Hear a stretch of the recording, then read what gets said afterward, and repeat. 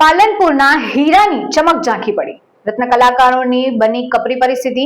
સરકાર પાસે કરી સહાયની માંગ. એક સમયે ગુજરાતમાં હીરાનગરી તરીકે ખ્યાતિ પામનાર બનાસકાંઠાનું પાલનપુર આજે પોતાના હીરા ઉદ્યોગના મૃતપાય અવસ્થામાંથી પસાર થઈ રહ્યું છે. પરિણામે હજારો રત્ન કલાકારો પોતાનું ગુજરાન ચલાવવું મુશ્કેલ બનતા સરકાર સમક્ષ સહાયની માંગ કરી રહ્યા છે. પાલનપુરનો હીરા ઉદ્યોગ વિશ્વભરમાં જાણીતો હતો. એક સમયે આ શહેરમાં 800 થી વધારે હીરાના કારખાનાઓ ધમધમતા હતા, જેમાં 50 થી 60 હજાર રત્ન કલાકારો કામ કરતા હતા. જોકે છેલ્લા કેટલાય સમયથી ચાલી રહેલી ભારે મંદી આ ઉદ્યોગની કમર તોડી નાખી છે.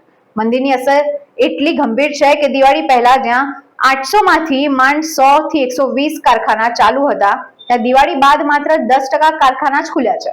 આના કારણે મોટા ભાગના રત્ન કલાકારો બેકાર બન્યા છે અને એક તરફ મોંઘવારીનો માર, બીજી તરફ કામ ન મળવું. આ બેવડા સંકટને કારણે રત્ન કલાકારો પોતાના પરિવારનું ગુજરાન કેવી રીતે ચલાવવું તે વિચારી રહ્યા છે.